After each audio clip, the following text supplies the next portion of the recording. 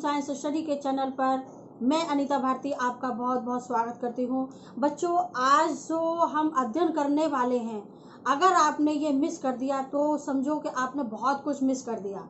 आज का जो टॉपिक है वो है ऑब्जेक्टिव क्वेश्चंस का। आपको ये पूरा वीडियो देखना है जिससे कि आपके जितने भी मैंने जो क्वेश्चन में लेकर आई हूँ आप अच्छे से उनको अध्ययन करेंगे, पढ़ेंगे, जो कि बोर्ड की परीक्षा 2021 में बहुत ही लाभकारी होंगे। ये मैंने जो कलेक्ट किया है वो ही क्वेश्चन कलेक्ट किए गए हैं जो कि बोर्ड के एग्जाम में आने वाले हैं। ठीक है बच्चों, तो चलिए स्टार्ट करते हैं। इसमें पहला क्वेश्चन है, आय व्यय में संतुलन हेतु कौन सा साधन उपयुक्त होगा। तो का वाला वार्षिक बजट, मासिक बजट, साप्ताहिक बजट, दैनिक बजट। तो इसमें क्या है, क्या पूछ रहा है, आय व्यय में संतुलन हेतु कौन सा साधन उपयुक्त होगा। तो क्या होगा, मासिक बजट। ठीक है। अब दूसरा है, घर की आर्थिक व्यवस्था को ठीक रखने के लिए किसकी आवश्यकता पड़ती है। घर की आर्थिक यानी इकोनॉमिक जो कंडीशन होती है उसकी व्यवस्था ठीक रखने के लिए किसकी आवश्यकता पड़ती है। कंजूसी करना नहीं, अधिक धन ये भी नहीं, आय के अधिक स्रोत या बजट बनाना। तो क्या है इसमें, बजट बनाना। किसकी आर्थिक व्यवस्था को ठीक रखना है तो हमें क्या करना है, बजट बनाना है। ठीक है। अब थर्ड क्वेश्चन है, बजट बनाने से पहले आवश्यक है, बजट बनाने से पहले आवश्यक है आय का पूर्व अनुमान, आय पर नियंत्रण, व्यय पर नियंत्रण, ये सभी है ना। तो इसमें क्या आएगा, क वाला आएगा, आय का पूर्व अनुमान। ठीक है, आय का पूर्व अनुमान वो, क्योंकि अब इसमें क्या है, बजट बनाने से पहले आवश्यक है। हम बजट बना रहे हैं तो हमारे पास मतलब आय कितनी है, उसके लिए बजट बनाने के लिए आय का पूर्व अनुमान इसलिए आवश्यक है कि हम बजट बना रहे हैं। ठीक है, तो बजट हमारा बिगड़े नहीं, इसलिए हमें आय का विशेष ध्यान रखना चाहिए। अब चौथा है, पारिवारिक बजट बनाने का उद्देश्य। तो पारिवारिक बजट बनाने का उद्देश्य हमारा क्या है, बचत करना है या व्यय पर नियंत्रण करना है या फिर आय का ज्ञान करना है या फिर ये सभी। तो क्या है इसमें, बचत करना। ठीक है, बचत करना है। ठीक है बच्चों। पांचवा है, लोकप्रिय पारिवारिक बजट का सिद्धांत प्रस्तुत किया। लोकप्रिय पारिवारिक बजट का सिद्धांत किसने प्रस्तुत किया, मार्क्स ने, एंजल ने, टॉलस्टॉय ने या माइकल एंजेलो ने। तो किसने प्रस्तुत किया है बच्चों, एंजल ने। ठीक है, एंजल ने प्रस्तुत किया है। छठवां है, सर्वोत्तम यानी कि आदर्श पारिवारिक बजट किसे माना जाता है। सर्वोत्तम आदर्श पारिवारिक बजट किसे माना जाता है, घाटे के बजट को या संतुलित बजट या बचत का बजट या दैनिक बजट। तो बच्चों इसमें क्या है, ग वाला आएगा, यानी कि बचत का बजट। ठीक है। अब है सातवां है बच्चों, बैंक में खाता खोलने की न्यूनतम रकम होती है, कितनी होती है। जब हम बैंक में अकाउंट खोलने जाते हैं तो उसकी न्यूनतम रकम कितनी होती है, यानी कितने रुपए से हमें खाता खोलने का नियम है। तो 200 रुपए का, ख 300 रुपए, ग 400 रुपए और घ 500 रुपए। तो इसमें कौन सा है, घ वाला, 500 रुपए। ठीक है बच्चों।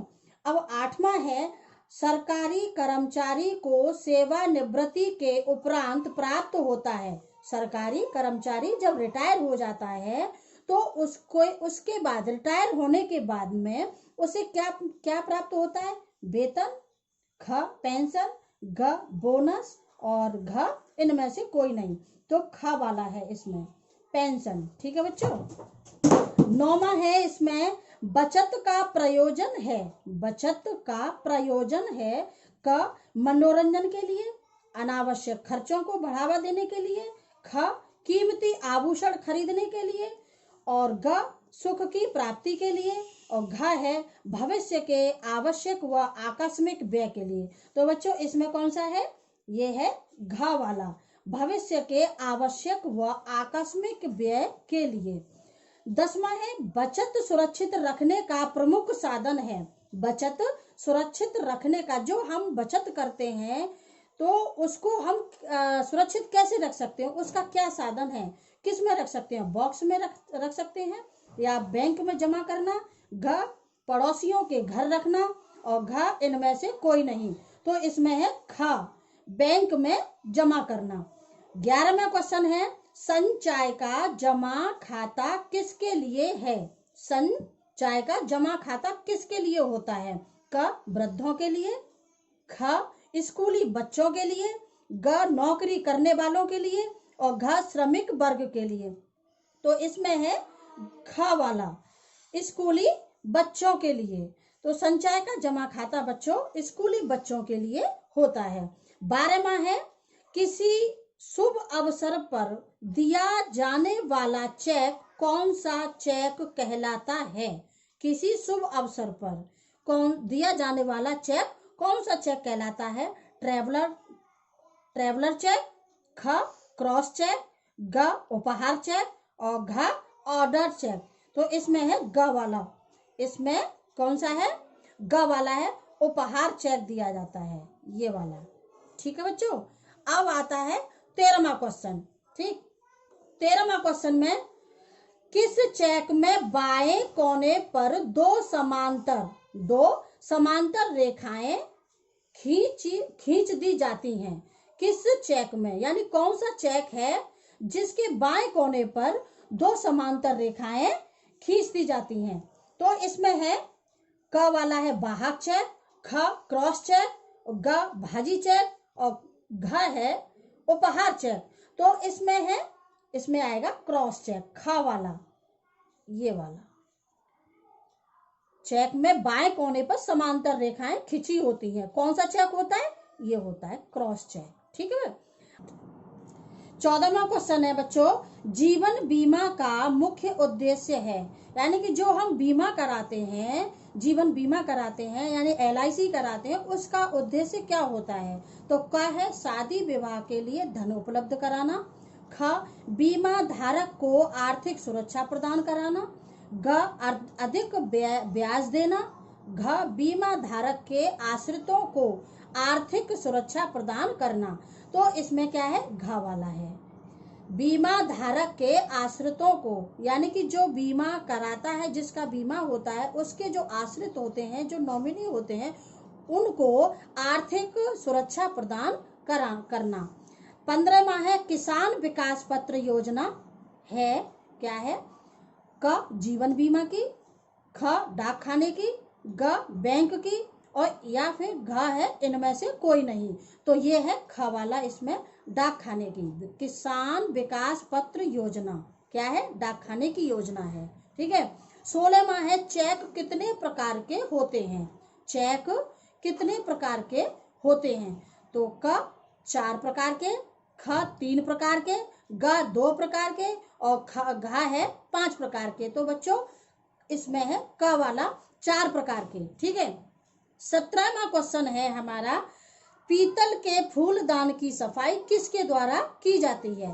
पीतल के फूलदान की सफाई किसके द्वारा की जाती है? चूना के द्वारा, ख राख के द्वारा, ग ब्रासों के द्वारा, और घ रेत के द्वारा। तो इसमें है बच्चों ग वाला, ये ब्रासों के द्वारा। ठीक है। पीतल के फूलदान की सफाई किसके द्वारा होती है? ब्रासों के द्वारा। ठीक। 18वां क्वेश्चन है हमारा, स्टेनलेस स्टील के बर्तनों को किससे साफ करते हैं? सिरका से करते हैं, ख विम से करते हैं, ग सोडा से करते हैं, घ राख से करते हैं। तो इसमें क्या है? Stainless steel. तो किससे करते हैं? इसमें है ख वाला, विम से करते हैं। ठीक है बच्चों। अगला है इसमें 19वां क्वेश्चन है, सफाई का आधुनिक उपकरण क्या है? क वैक्यूम क्लीनर, ख गीजर, ग अवन, घ ये सभी। तो इसमें क्या है? सफाई का पूछ रहा है, तो वैसे तो ये सभी आधुनिक हैं, ठीक है, लेकिन यहाँ पूछ रहा है ये सफाई, तो इस पे हमें ध्यान देना है। ठीक है। तो सफाई का आधुनिक उपकरण क्या है? तो सफाई के लिए क्या किसका प्रयोग करते हैं? इसमें है ये क वाला। ठीक है, वैक्यूम क्लीनर। 20वां है फूलदान में फूल न सूखने के लिए पानी में डालना चाहिए। तो क नमक, ख तांबा, ग सोडा, घ साबुन। तो इसमें क्या है, नमक डालना चाहिए, यानी इसमें क वाला है। ठीक है। 21वां, एक कलम का मूल्य 12 रुपए है, तो 6 कलमों का मूल्य क्या होगा? तो क है 45 रुपीज, ख 50 रुपीज, ग 60 रुपीज, घ 72 रुपीज। ठीक है। तो इसमें हमारा आएगा ये वाला। ठीक है। इसमें 12, इसमें एक कलम का मूल्य कितना है, 12 दिया है, तो 6 कलमों का कितना होगा, 72 रुपीज। ऐसे ही अगला है, एक गिलास का दाम 15 रुपए है, तो 4 गिलासों का दाम कितना होगा? तो यहाँ कितने पूछ रहा है, 4 गिलासों के दाम पूछ रहा है। तो क है 50 रुपीज, ख 45 रुपीज, ग 72 रुपीज और घ है 60 रुपीज। तो यहाँ पे आएगा ये वाला घ वाला 60 रुपीज। ठीक है बच्चों। अगला है, 2 किलोग्राम में कितने ग्राम होते हैं? 2 किलोग्राम में कितने ग्राम होते हैं? क 1000 ग्राम, ख 2000 ग्राम, ग 500 ग्राम और घ 1500 ग्राम, मतलब 15,000 ग्राम। ठीक है। तो इसमें आएगा हमारा ख वाला 2000 ग्राम। ठीक है। अब अगला, 1 ग्राम में होते हैं, 1 ग्राम में कितने होते हैं ग्राम? ठीक है। तो इसमें का वाला है 10 डेकाग्राम, ख 10 सेंटीग्राम, ग 10 डेसीग्राम और घ 10 मिलीग्राम। तो इसमें ये ग वाला आएगा 10 डेसीग्राम। 1 दर्जन अनार का मूल्य 48 है, तो 1 अनार का मूल्य क्या होगा? तो 1.50 या मतलब 3 रुपए, या ख वाला है 3.5 रुपए, या फिर घ 4 रुपए। तो इसमें ये वाला घ वाला आएगा 4 रुपए। ठीक है। 1 दर्जन अनार का मूल्य 48 रुपए है, तो यहाँ कितना पूछ रहा है? 1 अनार का दाम पूछ रहा है कि वो 1 अनार कितने का आएगा। तो वो 1 अनार कितने का आएगा? 4 रुपए का। ठीक है। अगला है 26वां, लंबाई मापने की इकाई है। लंबाई मापने की इकाई, तो यहाँ पे हम क्या देख रहे हैं? लंबाई को नापने की इकाई पूछ रहा है ये। तो यहाँ पे लंबाई किससे, किलोग्राम से नहीं नापी जाती, मिलीलीटर से नहीं नापी जाती। ठीक है। तो यहाँ पे क्या है, सेंटीमीटर, या सेंटीमीटर और मीटर का वाला। ठीक है। लंबाई मापने की इकाई क्या है हमारी? सेंटीमीटर और मीटर। अगला है, कुओं का जल शुद्ध करने के लिए किसका प्रयोग किया जाता है? ये बच्चों, ये वाला जो क्वेश्चन है अक्सर बोर्ड में जो ये जो क्वेश्चन है अक्सर आ जाता है। ठीक है। तो ये क्या पूछ रहा है? कुओं का जल शुद्ध करने के लिए किसका प्रयोग किया जाता है? तो क गंधक, ख सोडियम, ग कॉपर सल्फेट और घ है पोटेशियम परमैंगनेट। तो इसमें बच्चों क्या कौन सा आएगा? घ वाला पोटेशियम परमैंगनेट, जिसको हम लाल दवा भी कहते हैं, जो कि कुएं में डाली जाती है। जैसे कि बरसात होती है और आंधी तूफान जैसे कि जो आते हैं, तो उसमें गंदगी, कीटाणु, जीवाणु उसमें चले जाते हैं, तो उसको वो जो पानी है पीने के योग्य नहीं रहता। तो उस पानी को अगर हम शुद्ध करते हैं तो किससे करते हैं? पोटेशियम परमैंगनेट से करते हैं। इससे डालने से उसमें जीवाणु नष्ट हो जाते हैं और वो पीने के योग्य पानी 2-3 दिन के बाद में हो जाता है। अगला है, विश्व जल दिवस कब मनाया जाता है? विश्व जल दिवस कब मनाया जाता है? तो क है 22 मार्च को, ख 22 अप्रैल को, ग 23 अप्रैल को, घ इनमें से कोई नहीं। तो ये 22 मार्च को विश्व जल दिवस मनाया जाता है। अगला है, समुद्र का जल होता है, तो समुद्र का जल स्वादिष्ट होता है, खारा होता है, मीठा होता है, खट्टा होता है। तो इनमें से कौन सा है? ख वाला, समुद्र का जल खारा होता है। अगला क्वेश्चन है, मानव शरीर में जल का प्रतिशत है। तो मानव शरीर में जल का प्रतिशत कितना होता है? 50 से 60%, 70 से 75%, 80 से 90% और घ है 100%। तो इसमें कौन सा है? ख वाला 70 से 75%। ठीक है। मानव शरीर में जल का प्रतिशत कितना होता है? 70 से 75% होता है। अगला है जल का रासायनिक सूत्र होता है, रासायनिक सूत्र होता है क्या? HO, ख HO2, ग H2O, घ H2O2। तो इसमें होता है H2O,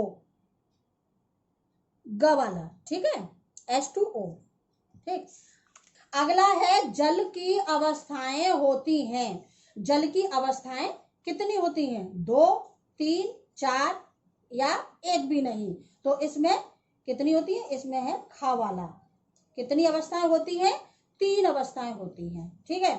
अगला है शुद्ध जल होता है रंगहीन, गंधहीन, स्वादहीन, इनमें से सभी।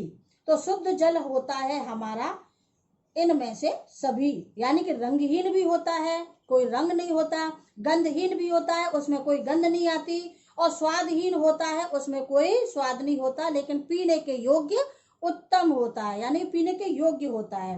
अगला है आशुद्ध जल किस विधि द्वारा तैयार होता है? तो आशुद्ध जल किस विधि द्वारा? आशुद्ध जल कौन सा होता है बच्चों? जो जल वाष्प होता है उसको हम कहते हैं आशुद्ध जल, ठीक है। अब आशुद्ध जल किस विधि द्वारा, अब उसको किस विधि के द्वारा हम तैयार करते हैं? तो क उबाल कर, ख आसवन द्वारा, ग एक्वागार्ड द्वारा, घ छान कर। तो इसमें है ख वाला आसवन द्वारा, ठीक है बच्चों। ये है आसवन द्वारा तैयार किया गया जो जल होता है वो होता है आशुद्ध जल, ठीक है। अगला है कठोर जल में कौन से लवण घुले रहते हैं? कठोर जल में कौन से लवण घुले रहते हैं? तो लौह लवण, ख कैल्शियम, ग पोटेशियम, घ है फॉस्फोरस। तो क्या है? ख वाला कैल्शियम, ठीक है बच्चों, ये वाला, ठीक। अगला है अशुद्ध जल से रोग हो जाता है। अशुद्ध जल से कौन सा रोग होता है बच्चों? ये है का है क्षय रोग, ख चेचक, ग हैजा, और घ इनमें से कोई नहीं। तो अशुद्ध जल से पूछ रहा है बच्चों यहाँ पे, तो अशुद्ध जल से होता है ग वाला हैजा, ठीक है। अगला है हैजा किस जीवाणु द्वारा फैलता है? हैजा किस जीवाणु द्वारा फैलता है, यानी कि कौन सा कारक है जिसके द्वारा हैजा रोग फैलता है?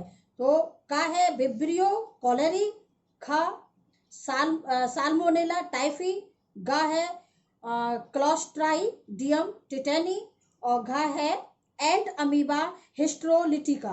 तो इसमें है क वाला विब्रियो कॉलेरी, ठीक है, ये वाला, ठीक। अगला है हैजा रोग फैलने का माध्यम है।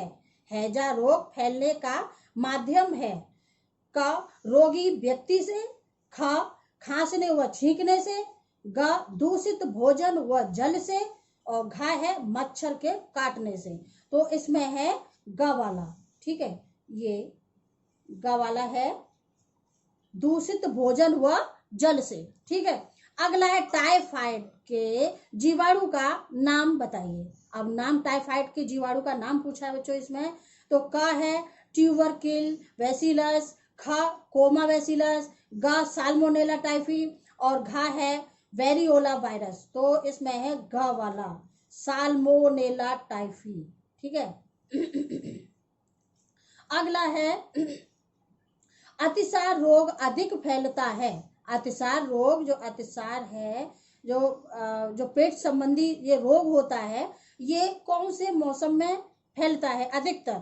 तो क बरसात में, ख जाड़े में, ग गर्मी में, घ इन तीनों में। तो मोस्टली यानी कि ज्यादातर अधिक फैलता है ये इसमें है क वाला बरसात में, ठीक है। अगला है पर्यावरण कहते हैं। पर्यावरण कहते हैं, क प्रदूषण को कहते हैं, ख वातावरण को कहते हैं, ग पृथ्वी के चारों ओर के वातावरण को कहते हैं, और घ है इनमें से कोई नहीं। तो ये इसमें है ग वाला, ठीक है। पृथ्वी के चारों ओर के वातावरण को पर्यावरण कहते हैं, ठीक है। अगला है वस्तुओं या कोयला जलने से कौन सी गैस बनती है? तो वस्तुओं या कोयला, वस्तुओं को जलाया जाए या कोयले को जलाया जाए तो उस जलने की जो गैस निकलती है वो कौन सी गैस निकलती है? का कार्बन डाइऑक्साइड, खा नाइट्रोजन, गा ऑक्सीजन, घा ओजोन। तो बच्चों कौन सी निकलती है? इसमें है का वाला, कार्बन डाइऑक्साइड। ठीक। अगला है पौधे वायुमंडल का शुद्धिकरण करते हैं। पौधे वायुमंडल का शुद्धिकरण करते हैं, किसके द्वारा करते हैं बच्चों? इसमें है क नाइट्रोजन के द्वारा, ख ऑक्सीजन के द्वारा, ग कार्बन डाइऑक्साइड के द्वारा और घा है जल के द्वारा। तो पौधे वायुमंडल को शुद्ध करते हैं किसके द्वारा? इसमें है ख ऑक्सीजन के द्वारा। ठीक। अगला है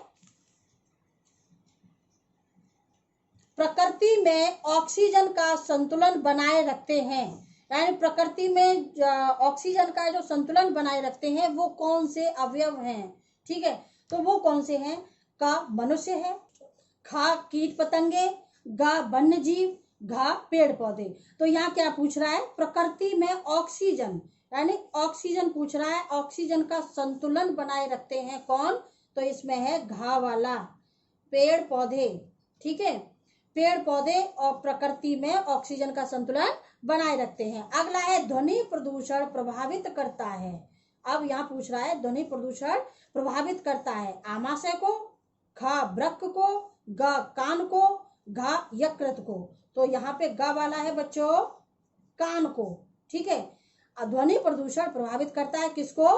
कान को प्रभावित करता है। ठीक। अगला है पेड़ पौधे दिन में कौन सी गैस निकालते हैं?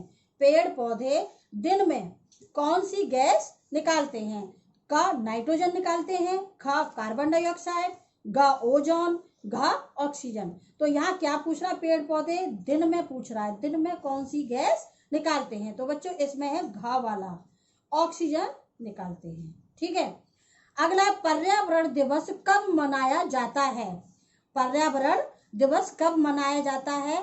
1 जून को, 5 जून को, 12 जून को, 18 जून को। तो बच्चों इसमें है खा वाला 5 जून को। ठीक। अंतर्राष्ट्रीय योग दिवस, अगला है अंतर्राष्ट्रीय योग दिवस किस दिन मनाया जाता है? तो इसमें है का 21 जून, खा 20 जून, गा 25 जून, घा 28 जून। तो इसमें है का वाला 21 जून को योग दिवस मनाया जाता है। अगला है 49 क्वेश्चन नंबर, विश्व शौचालय दिवस किस तिथि को मनाया जाता है? विश्व शौचालय दिवस किस तिथि को मनाया जाता है? तो का 19 नवंबर, खा 19 मार्च, गा 18 नवंबर, घा 19 जून। ठीक है, तो इसमें है ये का वाला 19 नवंबर को। अगला है कूड़ा करकट को किन माध्यमों से निस्तारित किया जा सकता है? कूड़ा करकट को किन माध्यमों से निस्तारित किया जा सकता है? निस्तारित यानी कि उसको हम कैसे खत्म कर सकते हैं? गाड़कर, जलाकर, खाद बनाकर, ये सभी। ठीक है, तो कूड़े करकट को हम इन सभी के द्वारा निस्तारित कर सकते हैं, गाड़ कर भी, जला कर भी, खाद बनाकर भी। ठीक है। अगला है रेशमी वस्त्रों को कैसे धोना चाहिए? तो वस्त्र का वाला वस्त्रों को पीट कर धोना चाहिए, वस्त्रों को रगड़ कर धोना चाहिए या वस्त्रों को पटक कर धोना चाहिए, और घा है इनमें से कोई नहीं। तो बच्चों रेशमी वस्त्र बहुत सॉफ्ट होते हैं, नाजुक होते हैं, इसलिए इनमें से कोई भी विधि नहीं आएगी धोने की। ठीक है। अगला है रेशमी वस्त्रों के लिए किसका प्रयोग किया जाता है?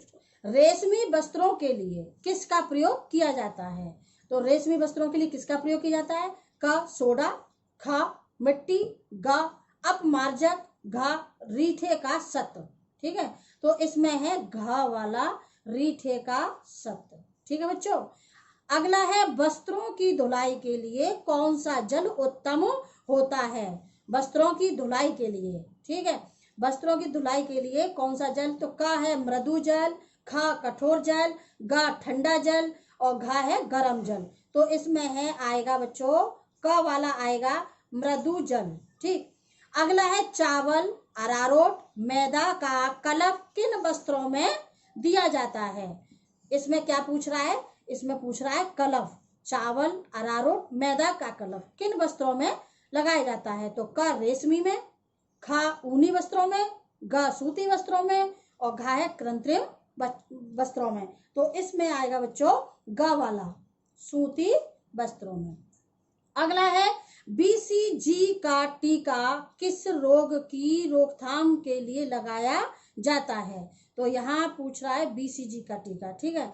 तो इसमें कौन से रोग के रोकथाम के लिए लगाया जाता है बच्चों। तो इसमें है क कांड़फेर के लिए, ख तपेदिक के लिए, ग पोलियो के लिए, घ पीलिया के लिए। तो इसमें आएगा ख वाला, तपेदिक के लिए, ठीक है बच्चों। तो बच्चों ये था हमारा ये 55 क्वेश्चंस, ऑब्जेक्टिव क्वेश्चंस हैं। इनको आप अच्छे से याद कर लेना और पूरी वीडियो देखना, जिससे कि ये सारे क्वेश्चंस आपकी समझ में आ जाए। ये बहुत ही इम्पोर्टेंट क्वेश्चंस हैं बच्चों, जो कि मैंने बहुत ही मतलब 1-2 किताबों से निकाल के और काफ़ी मतलब देख के लेकर आई हूँ आपके लिए बच्चों। तो बच्चों वीडियो कैसा लगा, अच्छा लगा तो लाइक करें। धन्यवाद।